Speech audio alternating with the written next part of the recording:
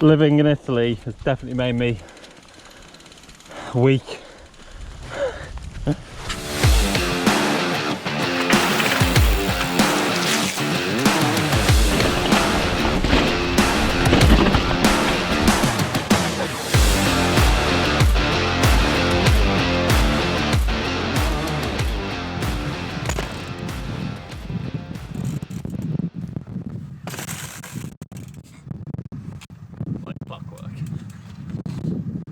Right, we've now moved on from JTech Shrewsbury. We camped in Langinog last night in the vans. I'm at Revolution Bike Park, Thursday uplift day. Pretty scared of this place. I remember it being horrifically slippy, slaty, muddy, steep. Suspension is now tuned, serviced, sag is in the right ballpark. Raised the front end up a little bit. And yeah, let's go and ride it, see what happens. Your boy.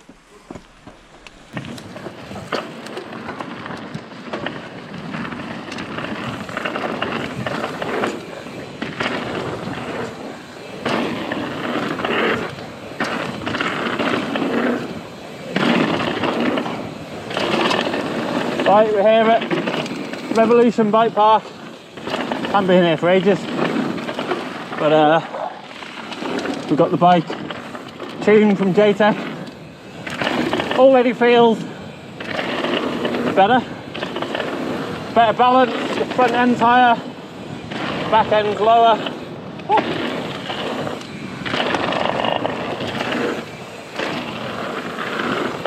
And just smoother. Oh, there's some big boys. Holy, mamma mia.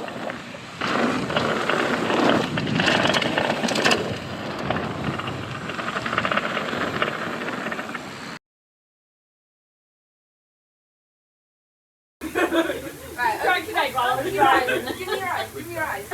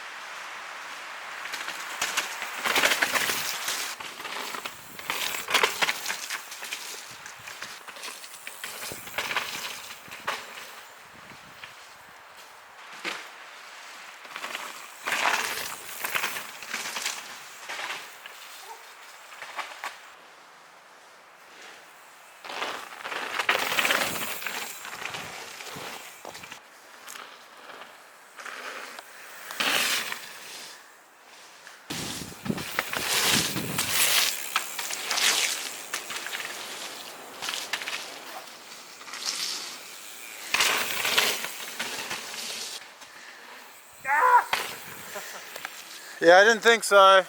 So one reason to buy this bike was I wanted to bust a few myths about single pivot bikes. Now a lot of people say if you have a single pivot bike it's completely linear leverage ratio, which means it bottoms out super easily, especially if you've got a coil shock. So you need a linkage or you need an air shock to ramp up the bike and absorb big impacts. But in this case, I just cased that jump.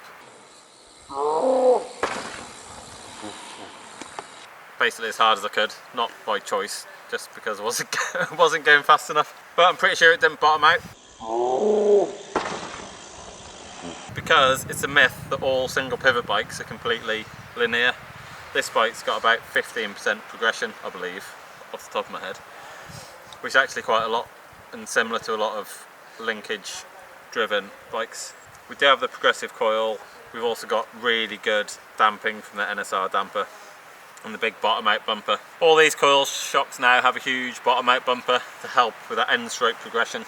I don't think that's ever mentioned by the brands in general, I don't know why. It's never on the spring curve for a coil spring. But yeah, basically this bike's really hard to bottom out, even though it's a single pivot, contrary to what a lot of people would think. Yeah, myth number one busted: single pivots are not necessarily completely linear in their leverage ratio.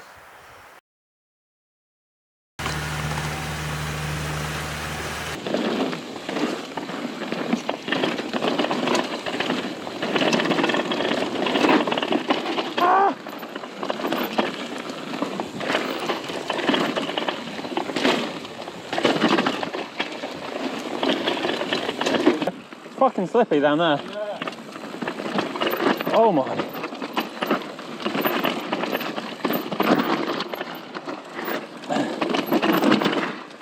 What the fuck?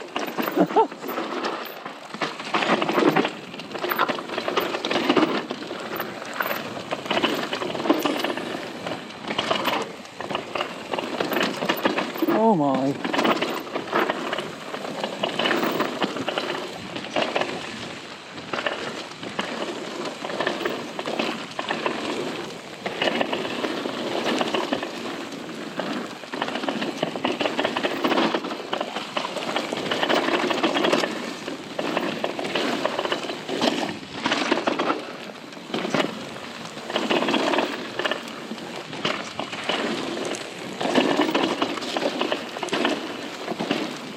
Living in Italy has definitely made me really bad at riding that stuff. Mamma mia.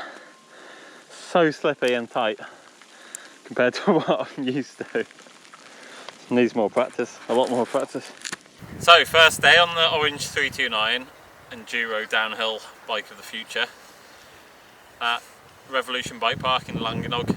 Absolutely great bike park, no favours. Again, we paid full price for the shuttle for the day.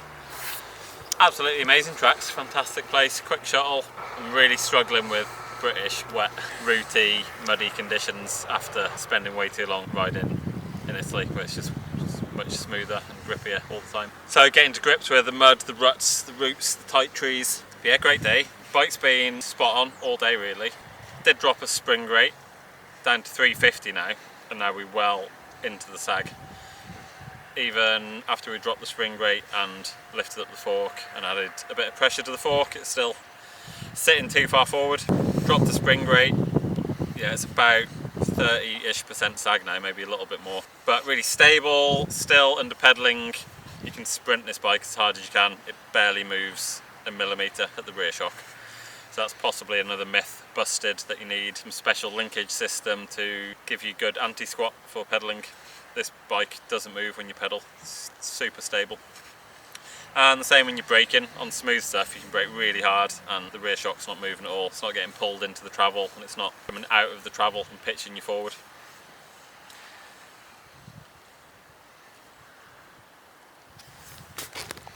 So yeah, no complaints really, really good, great shape, super stable, the long chain stays fantastic for such a long bike and a taller rider. Yeah, not much to say really, except the front end's just still too low and too steep.